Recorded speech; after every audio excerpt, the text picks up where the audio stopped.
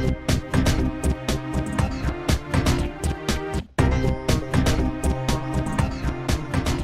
info moléculaire du sujet jeune en rechute. Donc, on va passer très rapidement sur les patients qui vont rechuter de manière asymptomatique avec un faible volume tumoral, les recommandations de l'ESMO et globalement, c'est surveillance, rituximab ou radiothérapie si localisée.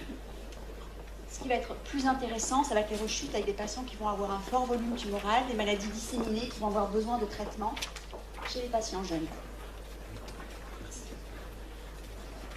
Donc, je vous ai mis les recommandations de l'ESMO de 2016 qui vont plutôt servir de propos à la discussion. Globalement, quand on rechute rapidement, en première rechute, ce qui est proposé, c'est rituximab, chimiothérapie, autogreffe, point d'interrogation, rituximab en maintenance, point d'interrogation, d'autres thérapeutiques alternatives, et dans les rechutes ultérieures, on sera plus sur peut-être des essais thérapeutiques.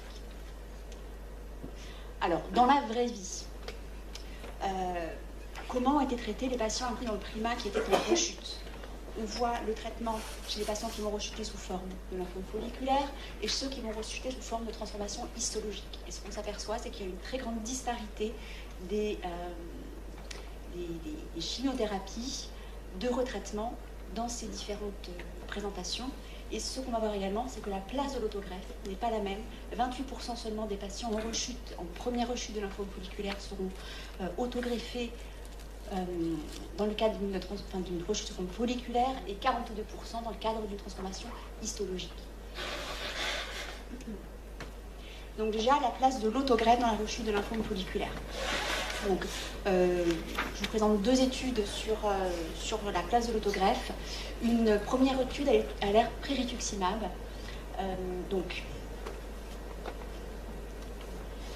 Les patients étaient traités par 3 CHOP, une randomisation, et ils recevaient autogreffe versus 3 CHOP. Donc on a l'air pré-rituximab et on voit à l'air pré-rituximab un bénéfice pour l'autogreffe suite à la chimiothérapie de rattrapage de cette première rechute. Une deuxième étude qui est publiée en 2011 où les patients étaient randomisés en fait dans le FL 2000 qui étudiait en traitement d'induction de première ligne CHOP interféron versus R-CHOP interféron. Les patients en rechute étaient enregistrés, on regardait leur bras de traitement. Et on voit là également un bénéfice pour l'autogreffe chez les patients en termes d'EFS, mais également en termes d'OS. En ce qui concerne l'analyse des résultats, les 42 patients qui ont été autogreffés en rechute dans le protocole, suite au protocole FL 2000, étaient comparés aux patients qui avaient rechuté, qui n'avaient pas été autogreffés, mais qui étaient autogreffables, c'est-à-dire qui avaient moins de 70 ans. Donc la question peut être à qui on va faire la rechute. Il y a deux populations à qui on mérite de s'intéresser, ça va être la rechute précoce et la rechute de lymphome folliculaire transformé.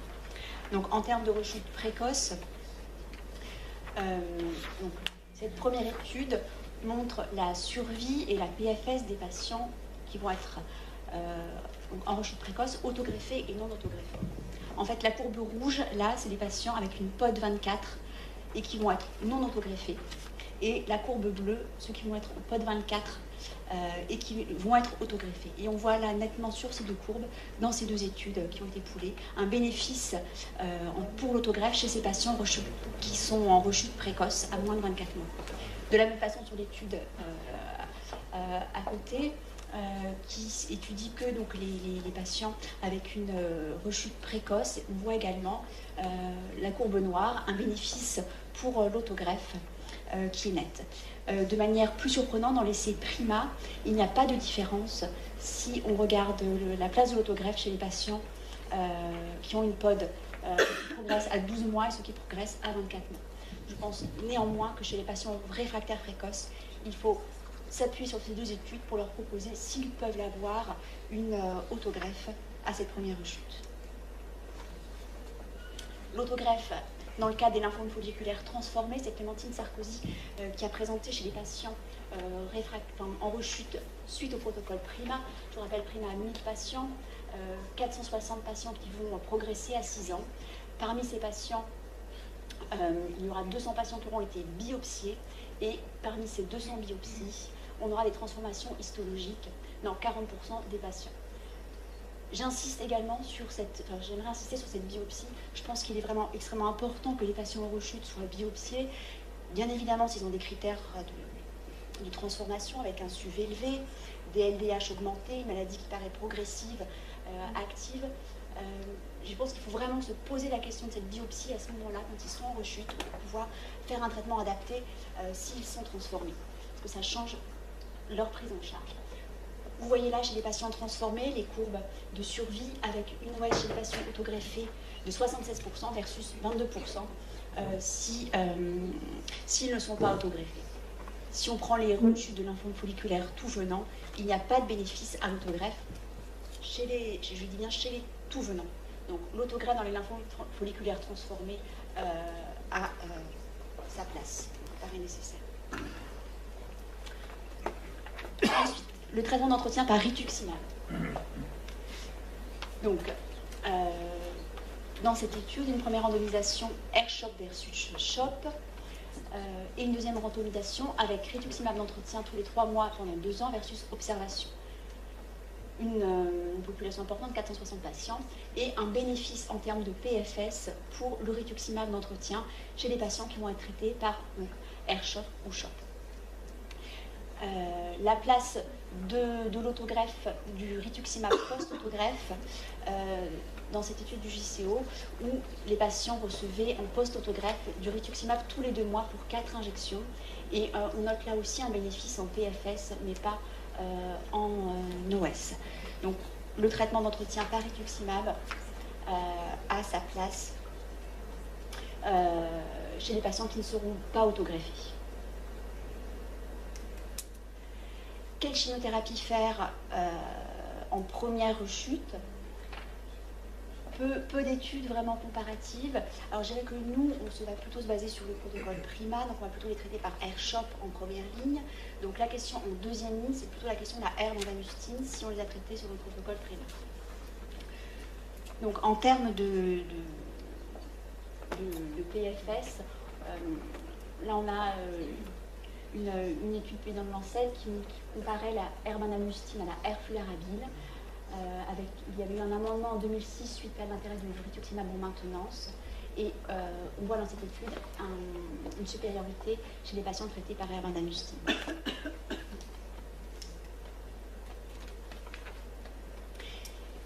Chez les patients qui vont progresser, qui vont être réfractaires au rituximab, quel traitement leur proposer et quel anticorps monoclonal?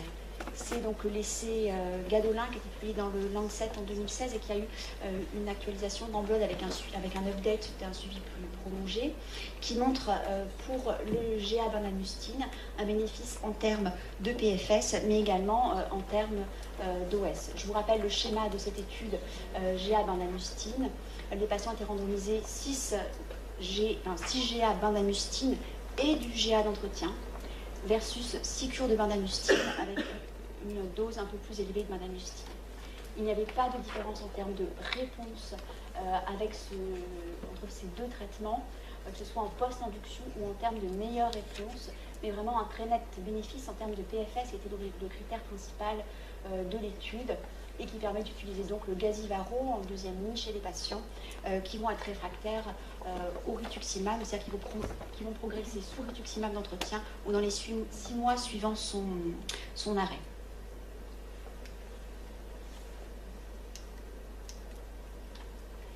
Quid de la place de l'allogreffe dans la prise en charge du lymphome folliculaire? Donc, je dirais bien un groupe d'experts de l'EBMT s'est réuni en 2013 pour émettre leurs recommandations. Et ils recommandaient donc l'allogreffe chez les patients jeunes qui vont être en mauvaise réponse aux traitements initiaux, plutôt un conditionnement d'intensité réduite. Et si on regarde les résultats dans cette étude publiée en 2015 qui comparait autogreffe, vraiment mal, versus allogreffe, on voit en termes de TRM forcément que l'allogreffe est plus toxique. En termes de rechute, qu'on rechute plus après l'autogreffe. En termes de PFS, on est en faveur de l'allogreffe. Mais si on regarde les courbes d'OS, on voit effectivement que la courbe en pointillé au-dessus, l'OS serait en faveur de l'autogreffe jusqu'à 6 ans à peu près, et qu'à partir de 6 ans, il y a un croissant de 66%. Mais probablement sur le long terme, il y a un bénéfice en faveur de l'allogreffe, il y a moindre chute.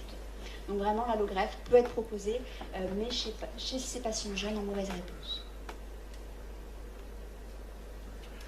La place de l'idéalisme. Donc l'idéalisme à l'AMM après 2 lignes de traitement dans la prise en charge des lymphomes folliculaires.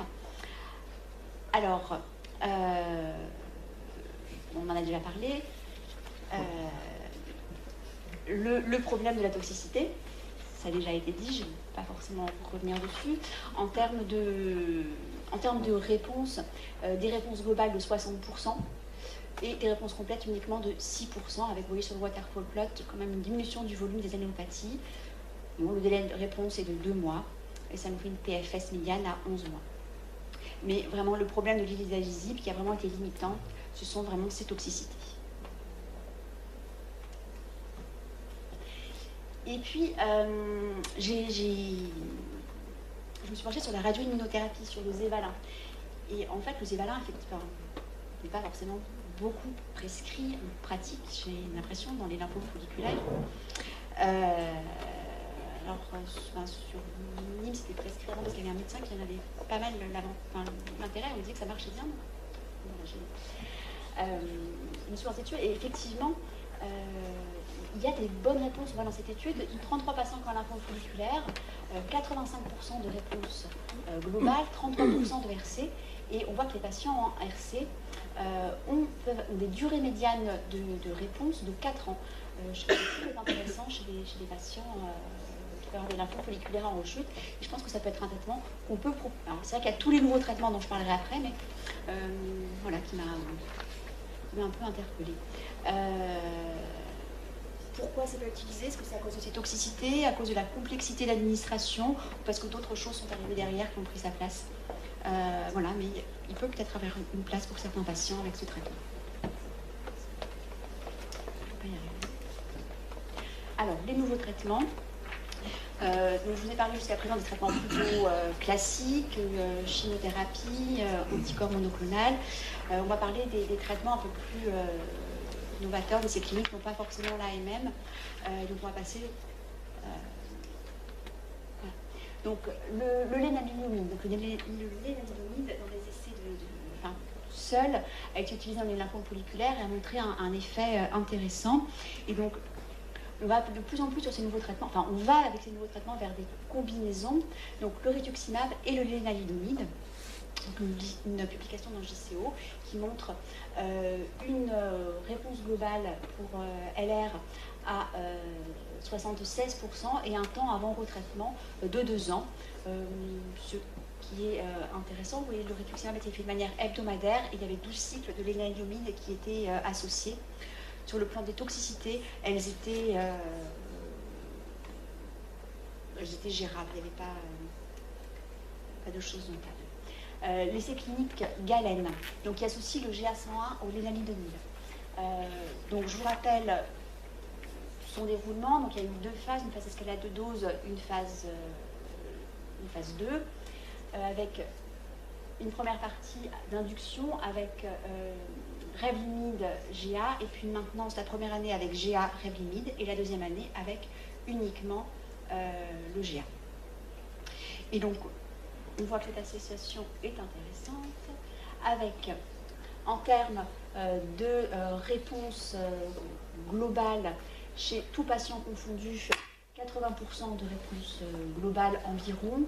Ça dépend des critères qui sont utilisés pour qualifier la réponse globale. Et chez les patients réfractaires qui sont là, des réponses aux environs globales, aux environs de 60%, des réponses complètes à 30%. Donc c'est une association qui est prometteuse en deuxième ligne et également chez les patients réfractaires. En termes de PFS, on a 75% à 1 an et une OS à 1 an qui est également bonne avec 88% d'OS.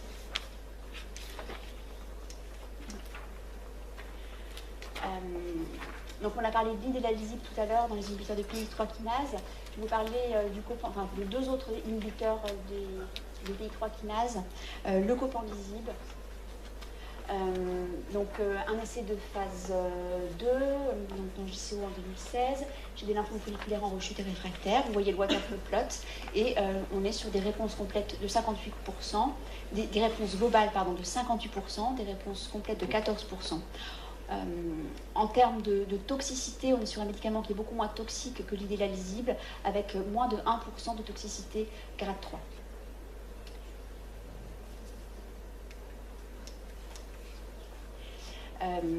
Un autre inhibiteur de PI3 kinase, le duvelisib, pareil, un essai de phase 2 dynamo, qui montre également des taux de réponse globale à 43%, réponse complète 1%, donc qui a l'avantage d'être oral, mais peut-être un peu moins intéressant que le copanlisib.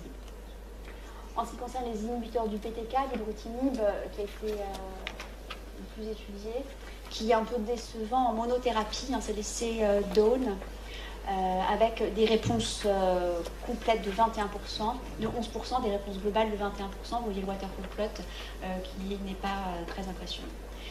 Par contre, dans toutes ces nouvelles thérapeutiques, les intérêts, ce sera les associations, et là on voit un essai de phase 2, mais en première ligne, avec ibru-rituximab, et avec des très bons taux de réponse globale, une PFS à 12 mois à 86%, cette association dans les rechutes va être également étudiée.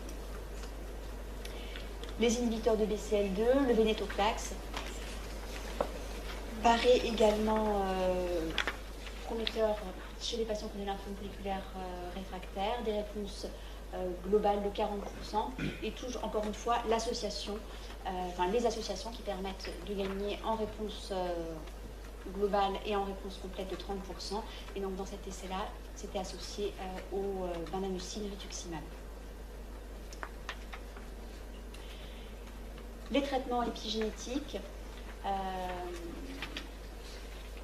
développés en essai clinique, donc le vorinostat, la dexinostat, mais surtout le tazemetostat, avec sur le waterfall plot, on voit des bonnes réponses, notamment chez les patients qui sont mutés, donc pour EZH2, qui apparaissent en violet. Dans les inhibiteurs de checkpoint, on a les anticorps tout d'abord anti-PD-1, le nivolumab, le pembrolizumab. Le pembrolizumab a l'avantage d'être étudié en association avec le rituximab, donc ça a été présenté à Lugano, avec des taux de réponse globale de 65%, des réponses complètes de 50%, comme vous le voyez schématisé ici, donc qui mérite également d'être développé. Dans les anticorps monoclonaux, on a également les anticorps anti-PD-L1, le durvalumab, la tezolizumab, et puis en développement le polatuzumab.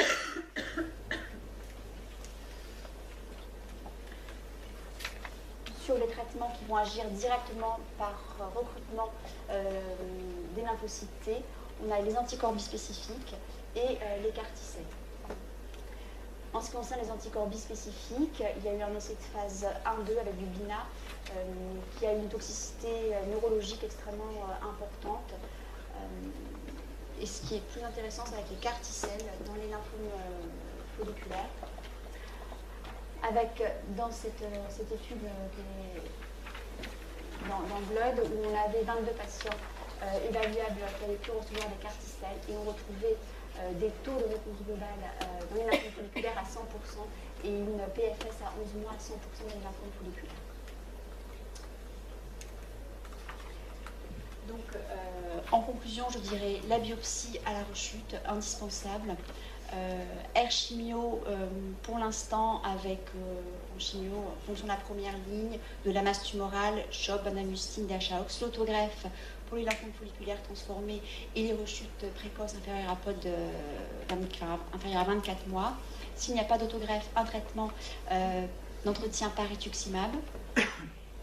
La GA bendamustine pour les patients réfractaires au rituximab, les carticelles qui viendront, c'est des populations vraiment ciblées de patients en troisième ligne et qui vont venir challenger probablement l'allogreffe. Et puis beaucoup de nouvelles stratégies d'association pour agir sur le micro-environnement qui vont se développer. Je suis passée un peu vite, ça faisait un peu distille, mais il y a énormément de choses dessus. Et puis ce qui est indispensable, c'est d'inclure les patients dans les essais cliniques. Et alors c'est pas à jour ce que je vous ai mis. Hein. Je vous ai mis les essais cliniques sur Montpellier, sur les lymphomes folliculaires réfractaires, avec les différents patients que vous pouvez adresser dans le cadre de ces essais cliniques.